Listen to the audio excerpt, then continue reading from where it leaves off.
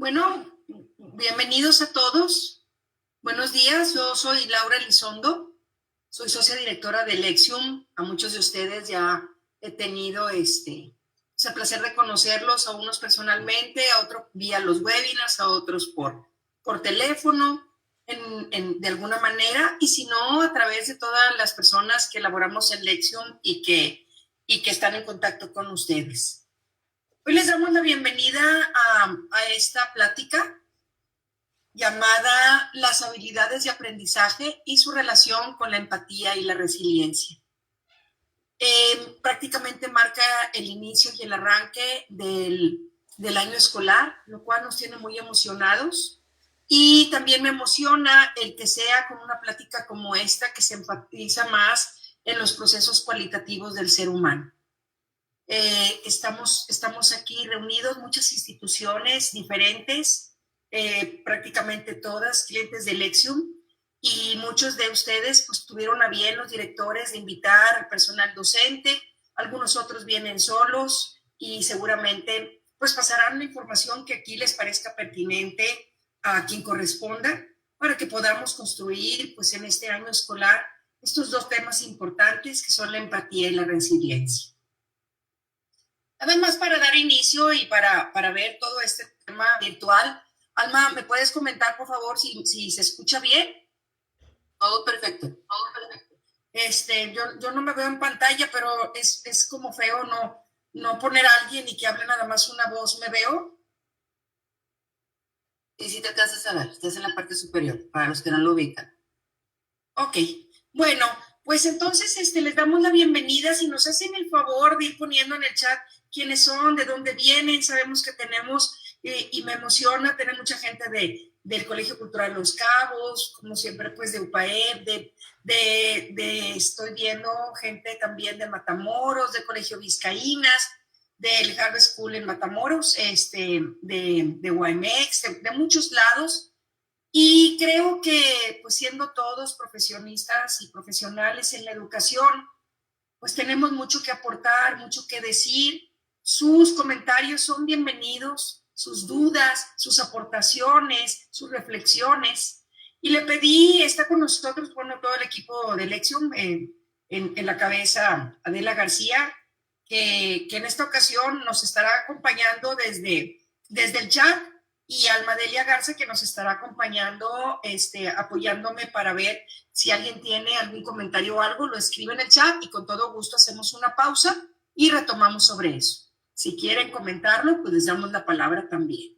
Tenemos una hora para hablar de un tema que a mí me parece apasionante, que se llama las habilidades de aprendizaje y su relación con la empatía y la resiliencia.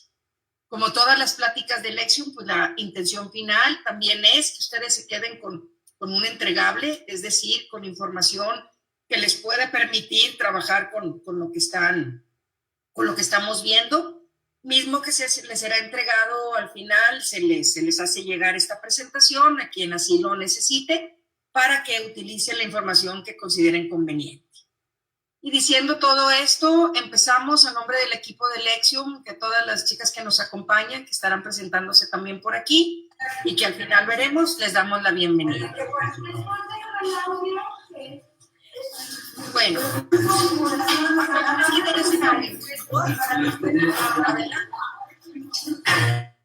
vamos a empezar con las habilidades de aprendizaje y su relación con la empatía y la resiliencia. Y como todas las historias, pues esta tiene un inicio. Y el inicio tiene que ver con los cambios vividos por 18 meses. 18 meses contando desde enero del 2020 hasta lo que llegamos aquí en estos momentos. Y haciendo una recapitulación, podemos ver cuáles son esos cambios. No sabemos cuándo, a mí lo que me queda claro es que en algún momento vamos a volver a la normalidad. No sabemos si esa normalidad que conocíamos antes vaya a ser en 3 años, 4 años, 10 años, 1 año. Pero lo que sí sabemos es que antes de esta pandemia, nuestra propuesta a nivel educativo era presencial, era una construcción social del conocimiento, literalmente como Vygotsky la habla, es decir, los niños se veían a los ojos, se tocaban, manipulaban, construían, tenían un diálogo donde se podían interrumpir y donde podían hablar todos al mismo tiempo y no pasaba nada, donde te parabas, te salías, entrabas, y había una construcción social del conocimiento diferente a la que conocemos ahorita. Y antes también había un desarrollo social, emocional, socioemocional con el otro y a través del otro. Esta parte del desarrollo socioemocional con el otro y a través del otro era muy importante.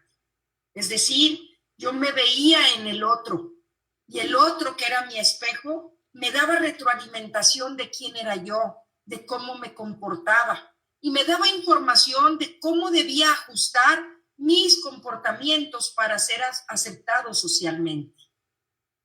Hoy, en estos momentos, empezamos un ciclo escolar a distancia, a no distancia, híbrido o como se vayan presentando las cosas.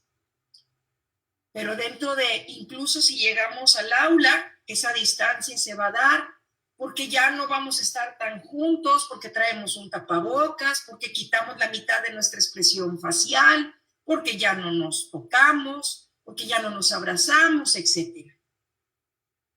Vamos a tener una modificación de la alternativa para construir conocimiento. Vygotsky, que era el precursor del tema de la construcción social del conocimiento, si nos viera en este siglo y en estas circunstancias, quién sabe, es posible que cambiaría un poco su teoría.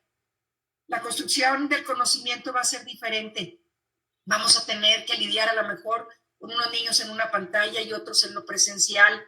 Vamos a tener que lidiar con no vernos las bocas que tanto nos dan en la expresión facial, con no escucharnos tanto porque estamos muy a distancia y por muchas cosas que van a alterar un poco esto. Y el desarrollo emocional sin el otro y sin contacto físico con el otro.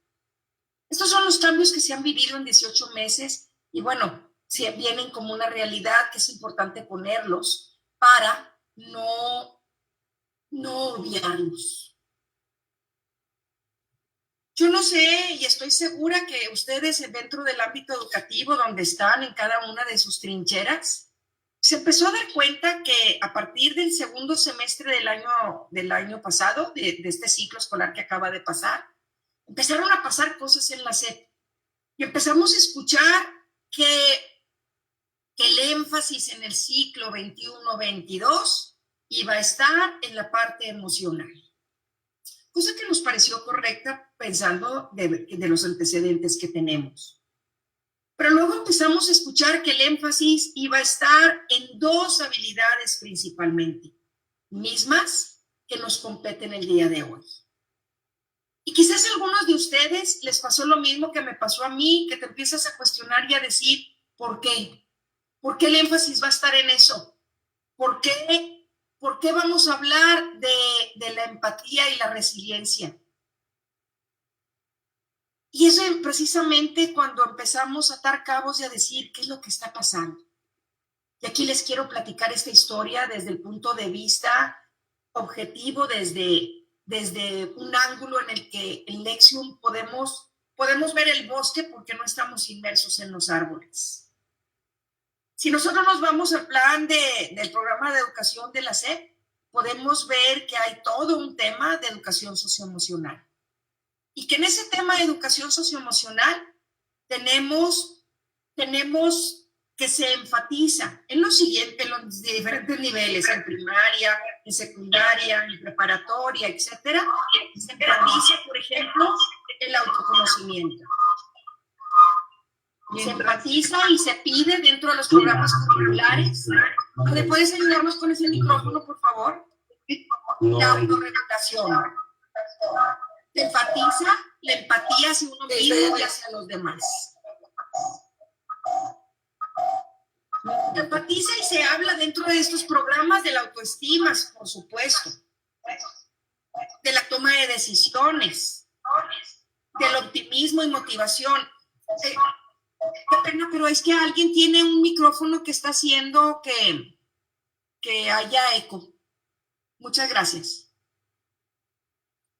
En la SEP también hablamos dentro de todos estos programas que por ahí está y por ahí puse la portada porque es de lo que se habla, del compromiso, de la resiliencia y del bienestar físico. Estos son los temas de la SEP en donde dice tenemos todos que trabajar durante este año, quizás el año anterior también se hizo, etcétera, en estos temas que trabajan en la educación socioemocional. Si ustedes los ven, pues no son temas nuevos, pero hay un énfasis importante en eso. Y cuando uno se cuestiona y dice, ¿por qué nuestro organismo rector a nivel nacional, que es la SEP, está dando tanto énfasis especialmente a dos de estas habilidades, a la empatía y a la resiliencia? Ojalá que ya se hayan dado cuenta, pero el tema del año es estas dos y decimos, ¿por qué si tenemos tantas habilidades, por qué está hablando de ellas? Bueno, y la respuesta es bien sencilla y bien interesante, porque resulta que a través de estas es posible fortalecer todas las demás. Y empieza aquí entonces a ser un tema de lo más interesante. Yo en lo personal a la SEP la respeto mucho, me parece que la parte teórica que tiene es muy buena, que tiene muy buenos teóricos atrás, y me parece importante decir por qué llegaron a decidir que a través de la empatía y la resiliencia podemos ir gestando todas esas habilidades emocionales que necesitamos. Y aquí empieza la parte que yo quisiera construir con ustedes, de darle sentido a esto. Resiliencia es posible que si lo preguntamos y lo contestamos con humildad, podamos pensar que muchos de nosotros, muchos de los que me están escuchando, no habían escuchado este término antes. Es decir, es un término relativamente nuevo, no estaba en nuestro vocabulario. ¿Y por qué es relativamente nuevo? Vale la pena retomarlo. La resiliencia es un término utilizado en física, sobre todo. Da cuenta de la resistencia de los materiales que se doblan y que luego vuelven a caer en su misma situación. Eso era ser resiliente, ¿sí? El prototipo de la resiliencia, si ustedes quieren poner así, ¿qué sería algo resiliente? Pues son las palmeras. Las palmeras que son pero tan flexibles, que si pudiéramos pensar tienen tanta autoestima, tanta motivación, tanta asertividad, tanta conciencia de ellas mismas, que son capaces de doblarse hasta muy abajo cuando llega una tempestad, un viento muy fuerte, cualquier cosa, y luego volver a salir victoriosas. Y estas son algunas de las cualidades que se les ponen. Parecen endebles, quizás como un niño, pero su flexibilidad y adaptación es donde radica su principal fortaleza. Flexibilidad y adaptación. Y en pocas palabras, a las palmeras, pues la adversidad no las destruye. Si nosotros queremos pensar en resiliencia, es fácil hacerlo imaginándonos una palmera en medio de un huracán. ¿Qué es? ¿Cómo la definimos en términos psicológicos? Es la capacidad del ser humano para enfrentar y sobreponerse a situaciones adversas y generar en el proceso un aprendizaje e inclusive una transformación. Y me parece muy importante detenernos un poco aquí a pensar ¿cómo? Ay, perdón, espérame. Porque por mérito ya abandonaba la reunión. ¿Cómo puede ser que no nada más te enfrentes a un aprendizaje, aparte que te enfrentes a una situación adversa, aparte que crees un aprendizaje y un proceso de transformación? Y aquí es donde es importante entender que aquella persona que es resiliente no nada más es valiente y se enfrenta y luego al final de la tormenta ofrece una sonrisa. No, es aquel que después de eso es otra persona mejor porque fue capaz de aprender y transformarse. Y ojalá que empecemos a pensar cada uno de nosotros en nuestro alumno, en el chiquillo ese que tenía situaciones muy difíciles y salió adelante, en nosotros mismos, en nuestra familia. Pues bien, esto es la resiliencia. ¿Qué pasa con ella? Es importante comentarles que ojalá que tenga yo la capacidad de fomentar en ustedes el gusanito de la curiosidad y decir, quiero saber más de este tema. Y no quiero saber más de este tema porque me pongo a estudiar el tema y la teoría, sino porque a lo mejor leo algunos libros o algunas cosas que me sirvan para eso. Dentro de estas, el precursor más grande de la resiliencia, que ahorita hay muchos teóricos, pero el precursor más grande fue este señor Boris Cyrulnik. Él fue una persona sobreviviente de los campos de concentración en la Segunda Guerra Mundial. Es el principal referente a nivel internacional. Él escribió un libro que vale la pena leer, que se llama Los patitos feos, y otro que se llama Resiliencia y adaptación. Y son temas muy interesantes que vale la pena conocer. Y hay otra precursora bien importante que se llama Edith Eger. Edith Eger, ella fue discípula de Víctor Frank, también sobrevivió a los campos de concentración. Y si ustedes se acuerdan de Víctor Frank, pues Víctor Frank es el mejor, pero no tenía en su cabeza este término. Víctor Frank fue el que escribió En busca de la felicidad. Edith Eger tiene una novela preciosísima que la encuentran en audiolibro, la encuentran en novela, la encuentran en ebook, en todo, que se llama La bailarina de Auschwitz. Incluso hay una película y allí pueden entender mucho más la resiliencia. Ella lo que tuvo interesante es que escribió su primer libro a los 90 años, que fue La bailarina de Auschwitz, y su segundo libro a los 93.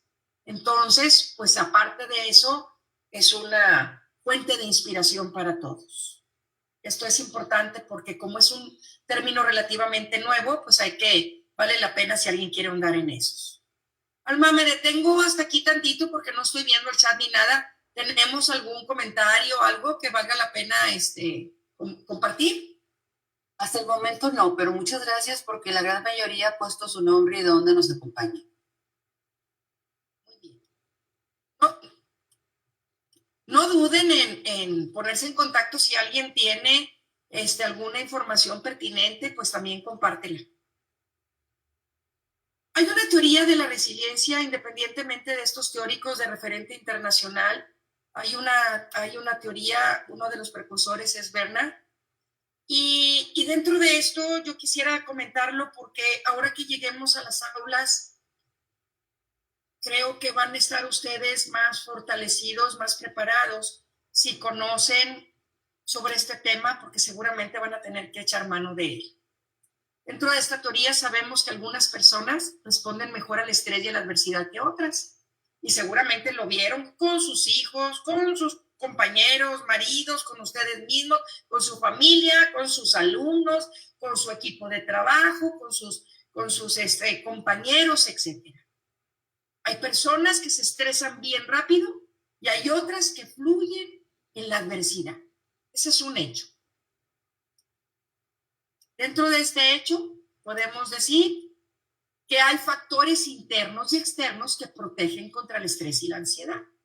Y te podrías estar preguntando, ¿por qué Juanito se siente tan feliz en este entorno tan agresivo que estamos viviendo? ¿Y por qué Pedro se siente tan estresado? Pues porque hay factores internos y externos para controlar esto. Si se cuenta con factores protectores fuertes, se puede resistir mejor el estrés y la ansiedad.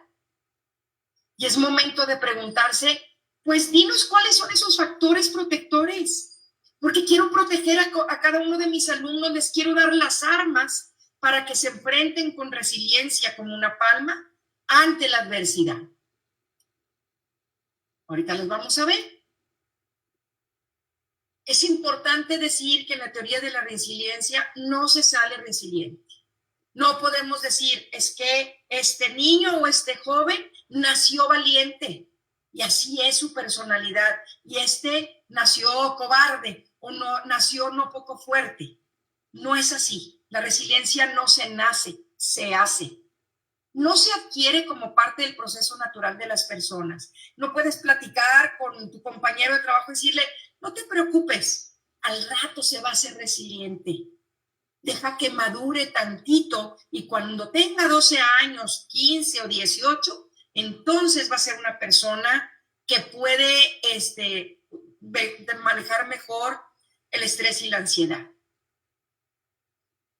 La teoría nos dice que no se desarrolla por voluntad de la persona. Es decir, yo no le puedo decir a la jovencita Carmen, mira Carmen, las cosas están difíciles y vas a tener que trabajar en casa y luego aquí en la escuela. Y eso te va a dar estrés y ansiedad, pero tú vas a ser resiliente y te vas a aguantar y te vas a desarrollar tú solo. Carmen no te puede decir, maestra, no te preocupes, yo a partir de mañana me voy a decir a mí misma que voy a ser resiliente y ya no va a haber problema. Esto no se desarrolla por voluntad propia. Esto se hace y se da en relación con un ambiente determinado que rodea al individuo antes y después del trauma o de lo que esté pasando. ¿Sí? ¿Cómo es mi ambiente? ¿Qué factores externos y internos me protegen? La resiliencia se va dando a lo largo del tiempo y se sustenta en la interacción de dos cosas, de la persona y del entorno. ¿Cómo estoy yo y cómo me enfrento al entorno? Entre la familia y el medio social. Esto a lo mejor puede que esté causando un poco de confusión, pero después de la confusión, pues llega la luz. Y vamos a hablar de esto en estos momentos. Vamos a empezar a ver si ya sabemos que la resiliencia no naces con ella, se va haciendo, que existen factores externos e internos que protegen contra el estrés y la ansiedad y que la resiliencia se da en la relación de yo con los demás, pues vamos a ver cuáles son esos factores que protegen contra el estrés y la ansiedad. Porque aquí empiezan estas recetas que a mí me encanta darles. Si yo quiero y me están pidiendo en mi escuela, en mi institución, en la sociedad, que trabaje y empodere a mis alumnos a que sean resilientes y a que sean empáticos, ¿qué tengo que hacer? Pues tengo factores internos. Voy a desarrollar a ese niño, a ese joven, desde adentro. Tengo que trabajar en la autoestima. Tengo que trabajar el autocontrol y la automotivación. Algunos factores que me protegen contra el estrés y la ansiedad, pues seguramente les parezcan muy lógicos a todos los que nos están escuchando. Pues entre más pueda yo tener autoestima, entre más me controle, respire hondo, no me altere, me calme, mejor va a ser. Y entre más me automotive, mejor. Otro factor interno que me protege contra el estrés y la ansiedad es la capacidad social, es decir, la capacidad para entablar relaciones productivas con otras personas, la toma de decisiones, la motivación, que en este caso le podemos decir autonomía, y el sentido de propósito, que podría ser el compromiso. Hemos a través del tiempo en sus instituciones tenido el gusto de acompañarlos en evaluar a sus chicos en la parte emocional. Hoy es el momento de hacer un alto y ver esos perfiles emocionales que tienen sus alumnos. Porque a mayor autoestima, autocontrol, automotivación, toma de decisiones, motivación, compromiso tengan los chicos, mejor van a manejar el estrés y la ansiedad y mejor van a trabajar la resiliencia. ¿Cuáles son esos factores externos con los que yo necesito contar para manejar mejor el estrés y la ansiedad?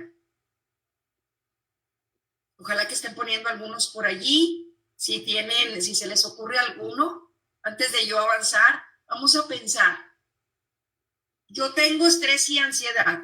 ¿De qué he hecho mano a nivel externo? ¿Qué de lo externo me puede ayudar? Manuel nos dice estrategias de afrontamiento, respiración, redes de apoyo. Súper bien, vamos muy bien. ¿Qué otros factores externos nos pueden ayudar? Por favor, ponga meditación. Gracias, Ale. Pues la familia, por supuesto. La lectura, la música, que son cosas de actividades que nos pueden apoyar, habilidades interpersonales. Dentro de estos, el ejercicio y todo lo que nos ayude a sacar todo eso. Dentro de lo que han estado poniendo, por favor, síganlo poniendo, pues el apoyo social de la familia y del entorno. Pero si yo cuento con un apoyo de la familia, va a ser mucho más fácil trabajar el estrés y la ansiedad. ¿Qué más? El apoyo de la comunidad como modelos positivos. Ojalá que tenga yo capacidad de, aquí, muchas gracias, todo lo que me están platicando de actividades, la horticultura, la música, el arte, la meditación, tiene que ver con ese apoyo social de la familia y tiene que ver con estos macros que son el apoyo de la comunidad. El apoyo de la comunidad que me dice, yo te voy a poner cosas que tú puedas hacer para sacar el estrés y la ansiedad. Por supuesto, servicios de salud, oportunidades de participación y desarrollo, personas que se preocupan y les apoyan y tienen grandes expectativas. Y en general, todo lo que tenga que ver con las habilidades sociocognitivas. Agradezco mucho su participación. Por ejemplo, aquí Itzel nos pone pues el ejercicio. Todas estas oportunidades de participación y desarrollo son factores externos que me ayudan al estrés y a la ansiedad.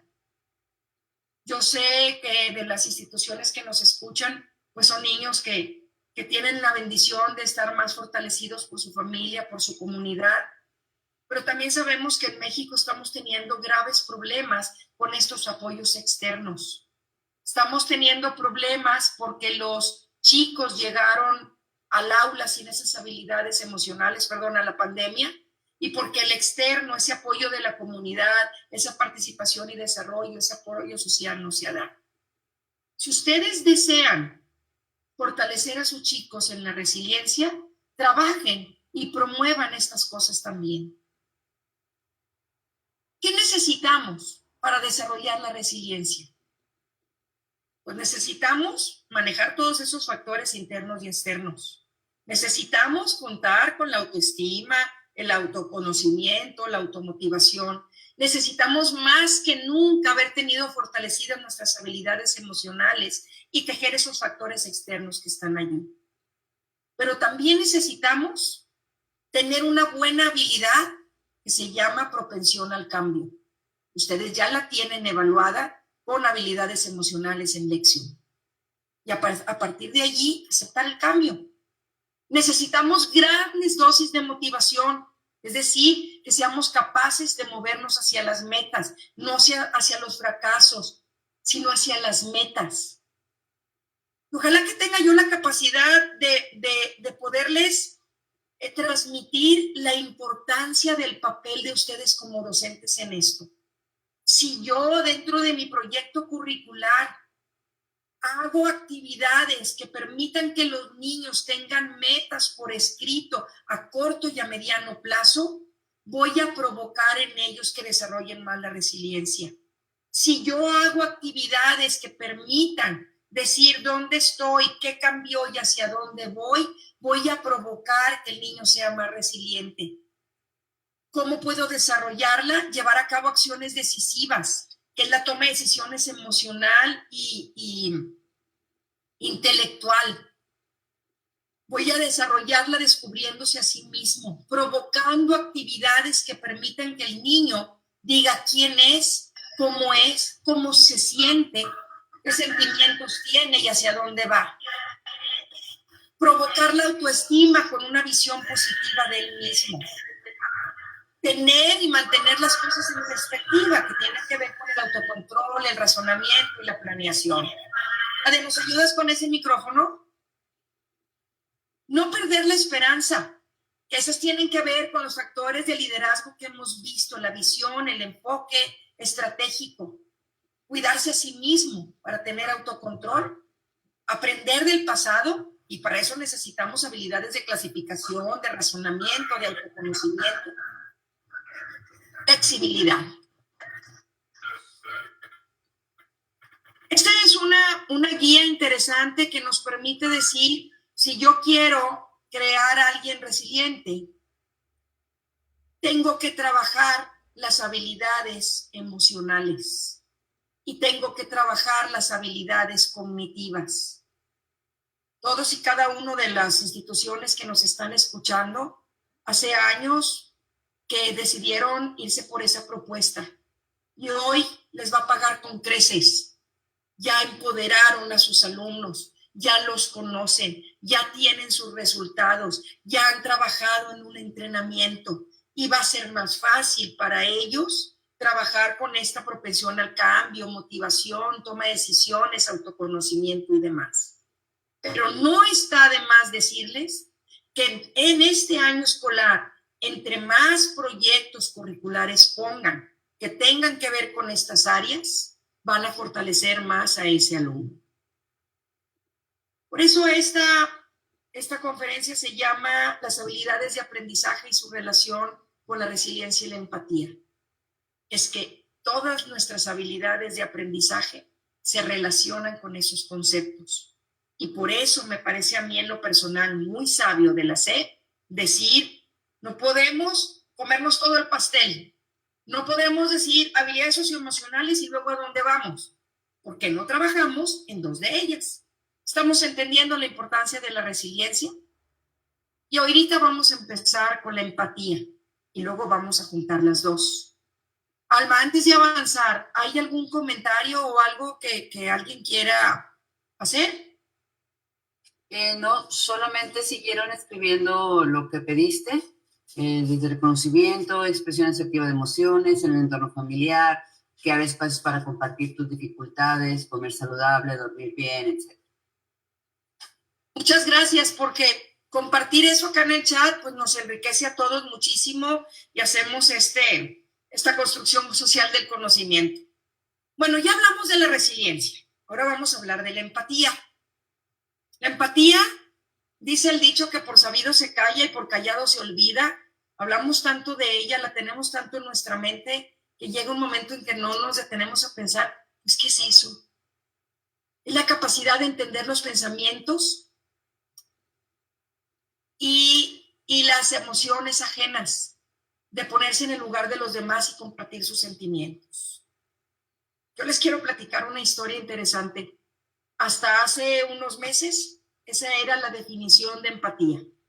Empatía era ponerme en el lugar del otro. Así como en resiliencia la analogía siempre han sido las palmeras, cuéntenme, ¿qué me van a poner en el chat? ¿Cuál es la analogía siempre para empatía? ¿Ponerme qué? ¿Alma, alguien se animó? Ponerse en los zapatos del otro. Muchas gracias. En el lugar del otro. Pero la analogía, yo pienso en empatía y pienso en zapatos. ¿Sí? En los zapatos del otro. Pues resulta que en estos tiempos la definición de empatía se está redefiniendo. Y ya no nada más es, y esto que les voy a decir a mí me parece sumamente importante, ponerme en los zapatos del otro. La empatía ahora también implica ponerme en mis propios zapatos. Extraño, ¿no? Ya no es nada más, quiero ponerme en los zapatos del otro para entenderlo y saber sus sentimientos. Ahora toca darme un espacio para ponerme en mis zapatos, en estas nuevas circunstancias que estoy viviendo, en estos nuevos sentimientos que estoy viviendo. Y entenderme a mí mismo. Claro, tiene mucho que ver con lo que hemos dicho, con el autoconocimiento y eso.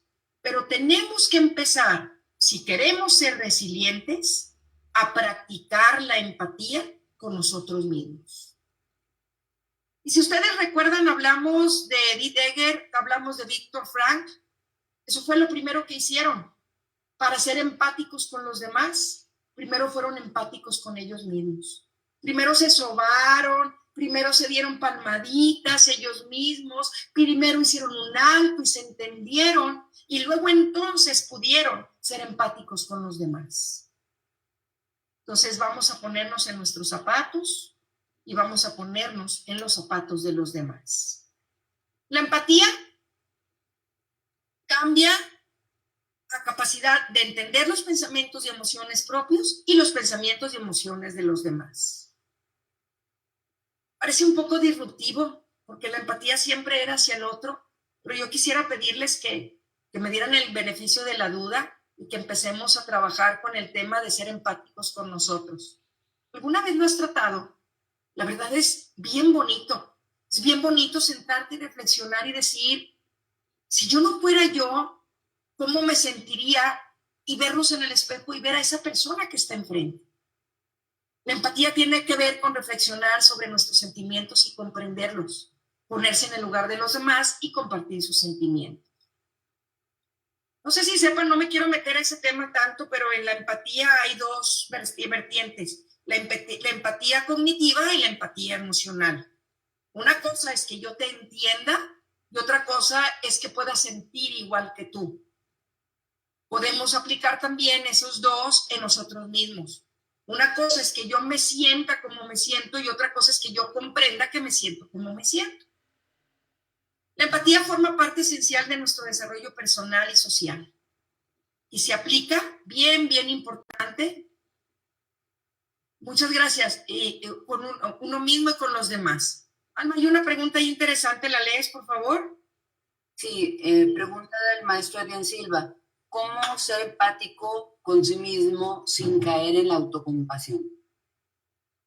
Porque para ser empático necesita uno tener unas buenas habilidades cognitivas anteriores a esas. Por eso los niños pequeños no pueden ser empáticos. Les enseñamos, pero primero tienen que desarrollar otras habilidades. Para ser empático, verdaderamente tienes que saber clasificar, tienes que tener un buen razonamiento lógico, tienes que saber discriminar, tomar decisiones y tener procesos cognitivos importantes que avalen esa empatía. Pero para ser empático también tienes que tener un profundo autoconocimiento, un profundo autocontrol. Si tienes todas esas cosas, entonces puedes no caer en la autocompasión. Hay que fundamentarlo en los procesos cognitivos y emocionales que van atrás de esto. La empatía no es fácil. Existen muchas personas que nomás no la pueden desarrollar porque tiene inmerso todo lo demás. Estamos hablando de esas habilidades de aprendizaje. La autocompasión es diferente a qué nos comenta Alma. Dice, pero la autocompasión es positiva, tal vez autocompadecerse sería diferente. Sí, podríamos, dependiendo de los niveles. La compasión es un nivel arriba de la empatía. Sí, muchas gracias, que ya caemos en los temas como axiológicos. Sí, van por niveles. ¿Nos ayudan con ese micrófono? La empatía forma parte esencial de nuestro desarrollo personal y social y se aplica en estos nuevos términos con uno mismo y con los demás. ¿Cuáles son los factores que permiten la empatía? Primero, ustedes saben, a mí esta imagencita me gusta mucho porque estamos uniendo el cerebro con las emociones. Necesitamos atención auditiva. El que no tiene una escucha activa no puede ser empático. Una escucha activa con los demás y una escucha activa conmigo mismo, que me escuche mi conversación interna que estoy teniendo.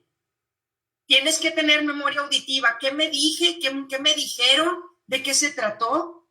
Tengo que tener habilidades como clasificar la información y organizarla, priorizarla. Tengo que tener analogías, que todos sabemos aquí lo que son las analogías, esa habilidad para ver entre líneas, esa habilidad para ver las semejanzas y las diferencias entre las cosas. Tengo que tener ese seguimiento de instrucciones que me permite entender la información verbal extensa y comprenderla. Por supuesto, un excelente razonamiento lógico y el autoconocimiento. No es fácil desarrollar la empatía si no tenemos todas estas habilidades. Por eso creo yo que en este tema yo me imagino y me gusta pensar que se juntaron, no sé, los gurús de la SEP y dijeron, ¿cómo le hacemos con este mundo desquebrajado en el que van a llegar los niños al aula? Pues vamos a enfocarnos en dos cosas. Y si yo me enfoco en la empatía, puedo trabajar a través de ella todas estas bellísimas habilidades que tenemos aquí presentes.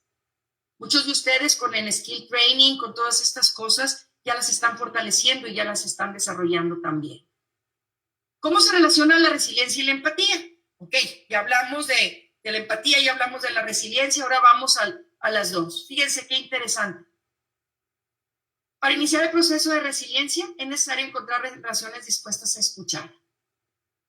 Yo soy una persona que tuve alguna experiencia negativa, no puede ser trauma, pues a lo mejor irme a mi casa tampoco fue tan terrible, pero tuve una experiencia negativa y ahora necesito que me escuchen. Y para escuchar, pues necesito a alguien empático. Si el otro se expresa, practico la empatía y permito que el otro emerja y yo también.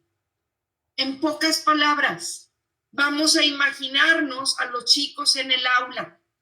Vamos a imaginarnos que les damos muchas posibilidades de expresarse, de hablar, de tener oyentes que nos escuchen, oyentes que vivieron lo mismo que yo mismo.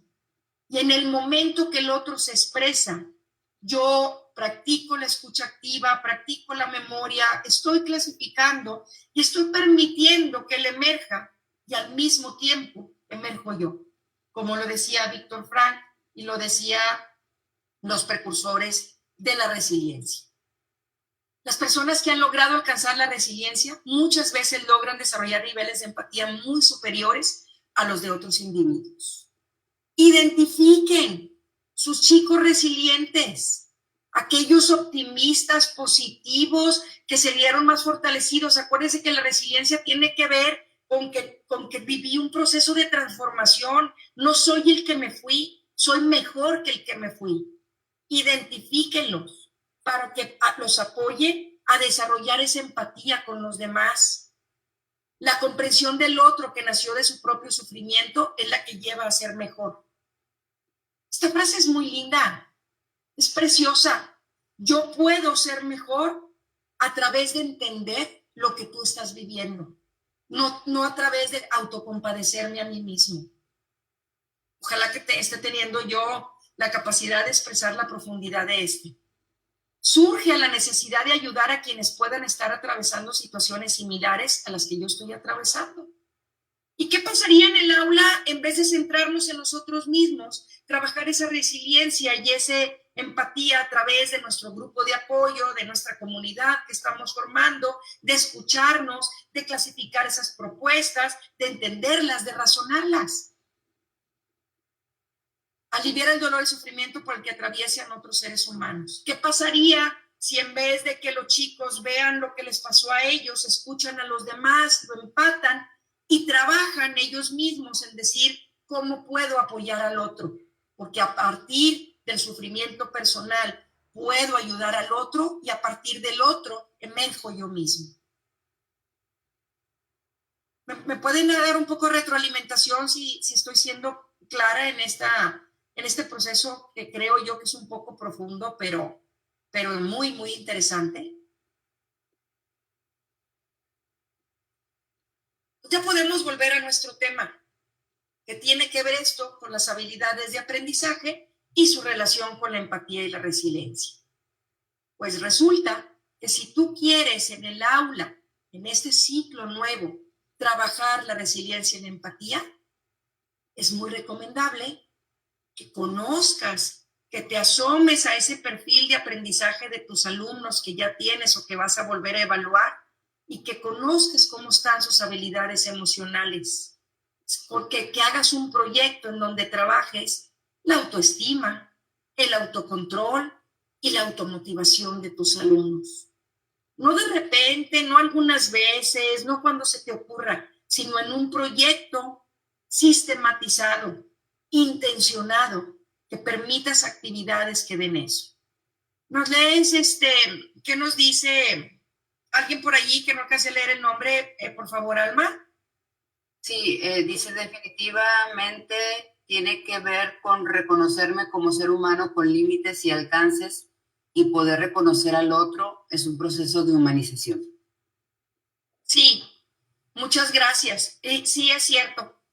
Son procesos que no es que la humanidad los haya vivido nada más en este tiempo, se viven en cualquier situación que sea muy compleja. Y bueno, ahorita nos tocó vivirla. Para que se desarrolle se requiere autoestima, autocontrol, automotivación. Se requiere capacidad social, toma de decisiones y autonomía. Que no me estoy trayendo más que todos los términos que habíamos visto que sustentan la resiliencia y la empatía y que al final sustentan las habilidades socioemocionales. Para que se desarrolle se requiere compromiso y se requiere propensión al cambio, por supuesto, autoconocimiento, razonamiento lógico, planeación, una visión estratégica de dónde estoy, hacia dónde quiero llegar, un enfoque estratégico que me diga cómo le voy a hacer para llegar y una clasificación. Estas, a partir de otras, pero estas, si por allí tienen ustedes a bien tomarlas en cuenta, sería nuestro mapa de ruta que nos permita trabajar las habilidades socioemocionales, que nos permita trabajar lo que la SED nos está diciendo, resiliencia y empatía. Y si en el aula decimos, ¿cómo voy a trabajar esa resiliencia? No te apures. Trabaja la autoestima de ese chico, trabaja el autocontrol y la automotivación, trabaja ese razonamiento y esa clasificación, y ese sentido de propósito y esa motivación. ¿Sí? Y eso, el escucha activo y todas estas cosas, y vas a fortalecerlo, tomando en cuenta estos factores externos tan importantes, que era la comunidad y los grupos de apoyo familiares. Además, hay que trabajar la atención auditiva, la memoria auditiva, los procesos de clasificación, de analogías, de seguimiento de instrucciones y de razonamiento lógico, que vienen siendo en estos momentos nuestras prioridades en los procesos cognitivos. Por tal motivo, por todo esto que les platiqué, en este ciclo escolar, si trabajas en la empatía, si trabajas en la resiliencia, estarás incidiendo en muchos factores que se relacionan con la educación socioemocional. Y por tanto, tus chicos estarán mejor. Vamos a enfocarnos en ellas dos, entendiéndolas. Finalmente, una recetita. ¿Y ahora cómo le hago? ¿Cómo inicio esto? No te preocupes. Inicia con lo básico. Inicia teniendo dinámicas que permitan el autoconocimiento, el autocontrol y la automotivación. Y aquí nunca lo hago, pero es que para mí es muy, muy importante. Lexium tiene un programa de inteligencia emocional, creo yo, muy, muy bonito, que se llama Hacer Más. Y ese va trabajando cada una de estas cosas bien interesante que puede provocar también el apoyo de lo que ustedes están evaluando a nivel de habilidades emocionales. Trabaja el conocimiento de los demás, la tolerancia y la motivación. Ponlo dentro de tu proyecto curricular todos los días, todos los días. ¿Qué ejercicio voy a hacer para que se conozcan?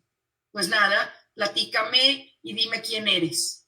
Yo lo estoy viendo, miren, tengo aquí algunos chicos de prepa que he estado dando seguimiento y en esta primera semana que tienen clases, es todo lo que les están pidiendo. Pon así, ya de grandes los muchachos, pon una foto, defínete a ti mismo, dime quién eres, dime de dónde vienes. Todo aquello que nos parecía básico y palomeado, hay que retomarlo. Y termino diciéndoles, la resiliencia se teje. No hay que buscarla solo en la interioridad de la persona, ni tampoco solo en el entorno, sino entre los dos, entre la persona y mi entorno, porque anuda constantemente un proceso íntimo con el entorno social. Y Edith Eger nos dice, el amor real no es lo que sientes, es lo que haces. Es lo que haces con eso que sientes. Y terminamos con este tema, que me disculpo si fue un tanto complejo, pero me parece que así como complejo es tremendamente importante y que seguramente si lo trabajamos bien nos va a hacer mejores personas a nosotros y a nuestros chicos. Antes de finalizar, Alma, ¿hay algún comentario, algo que alguien quiera aportar que nos pueda enriquecer a todos, por favor? Sí, comenta Leticia Hernández, estas habilidades finalmente se generan un pensamiento crítico y creativo. Sí. Gracias. Comenta Miselsa, dice, con los NNA podemos usar frases como, por ejemplo, entonces te enfadaste o te sentiste muy triste, imagino, y así les damos a entender que realmente los estamos escuchando, comprendiendo su situación para poder ayudarlos y juntos buscar la solución adecuada. Muchas gracias, claro que sí. Y también a través de las matemáticas, a través de las ciencias, a través de la geografía, de todas estas materias que han estado un poco maltratadas, podemos ir tejiendo todos estos procesos. ¿Algo más? Hasta ahorita no. Bueno, pues deseamos un excelente ciclo escolar a nombre mío, a nombre de Adela García, que nos acompaña y nos acompaña siempre, Alma, que estuvo al mando de los micrófonos, Silvia González, que está físicamente en Toluca, pero apoyando por allá en todo el Valle de México, Tere Juan, que nos está presente desde Puebla, Nidia, que está presente desde Torreón, Diamante y Jessica, que están aquí en Monterrey, y de todo el equipo de Lexium les damos mucho las gracias por su asistencia. Cuenten que les mandamos esta presentación si les es de utilidad y los invitamos a los siguientes webinars que estarán por allí, creemos muy interesantes y que están sirviendo como la base para la capacitación de Lexium en estos momentos. Clara, vamos por todo, muchachos. Sí. Pregunta si se puede ver de nuevo el webinar, en dónde se va a publicar. Se está grabando y probablemente ahorita se está transmitiendo también en Facebook y con todo gusto lo podemos subir a Facebook y también mandarles la liga para que lo utilicen. Y pues muchas gracias, de verdad es un placer, un año más en conjunto con ustedes, nos da responsabilidad y nos da mucha emoción y pues vamos adelante, vamos con resiliencia y vamos con empatía hacia adelante en este ciclo escolar. Muchas bendiciones para todos y gracias por estar aquí. Los invitamos el jueves a estar con nosotros otra vez. Hasta pronto. Antes de irnos, si gustan poner, por favor, su correo electrónico por si necesitan que les enviemos la presentación. Fíjate, Alma, que te contradigo tantito. Ya Jessica tiene todos los correos porque se tuvieron que inscribir. A menos de que alguien no nos haya dado su correo porque se inscribió en un grupo, sí que lo pongan. De acuerdo.